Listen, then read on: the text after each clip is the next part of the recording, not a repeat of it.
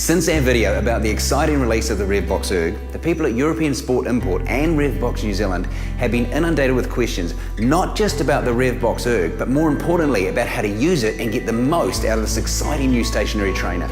So we're keen to share successful and effective training techniques that benefit most people. Whether you're just starting out as a novice or you're an enthusiastic recreational rider wanting to maximize your training time and get the best possible results, or maybe, just maybe, you want to train like a professional athlete. In this session, we're going to look at the technique of using the Revbox Erg that favours a different training approach over and above that of forward inertia training machines that use weights or magnets. Standard cycle trainers with forward inertia mimic the road to some degree. They give you some assistance. The Revbox Erg won't assist you, it'll work you. Simply put, correct use of the Revbox Erg will mean you're engaging all of your vital muscle groups, firing the right neurological muscles throughout the whole pedal stroke, with no assistance at all from the unit. It means that every bit of effort that you make is making you stronger. So to get the most out of your Revbox Erg, you need to understand efficient technique and its benefits. We're going to cover pedaling technique, body form, overall structured training techniques, and a suggested workout. The desirable pedaling action is a smooth circular action that applies force to the bike evenly throughout the largest possible range.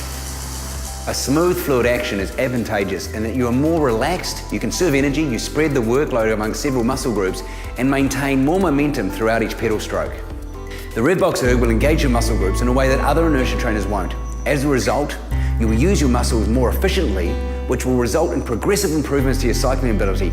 You will get stronger and you will get noticeable improvements. Novice riders are often square pedalers, meaning they're just applying pressure by forcing down and pulling up.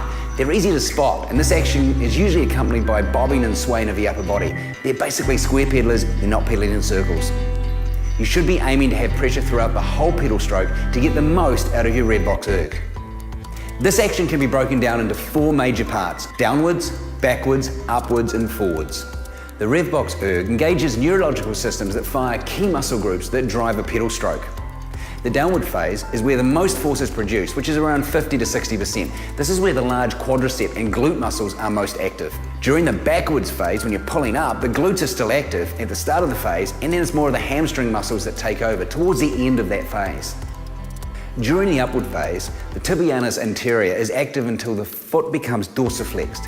Then the hamstrings continue to pull, and then towards the end of the phase, the hip flexors start to contribute.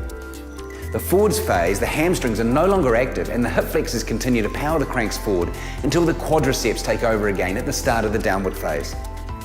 In cycling, a lot of focus goes on how strong your legs are, how strong your leg muscles are, but one thing that is often overlooked and is absolutely vitally important is your core, how strong your core. Because effectively, it is your core that acts as a stabilizer for your upper body so that your lower body has something to work against. So you've got to have a strong and upright trunk when you're on the bike. You've got to have good lower limb alignment as well. Your head and neck and shoulders should be in a nice neutral position. Try not to sway. You've got to have nice relaxed shoulders and arms.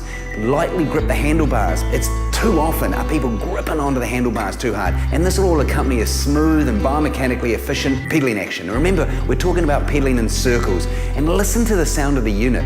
The unit should have a smooth, consistent sound. If it's suddenly whirring and it's going like this, it means that you're actually not pedaling in that nice circular pedaling action that's in circles. Pedal in circles and keep it smooth.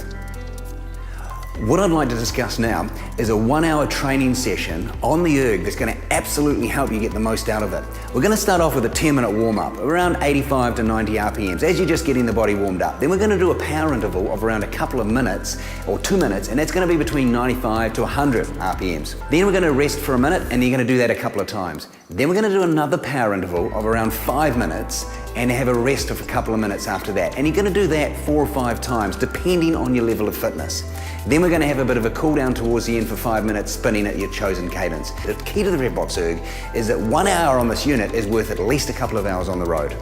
For anybody who wants to make the most of their training time, the Revbox Erg is going to prove incredibly valuable.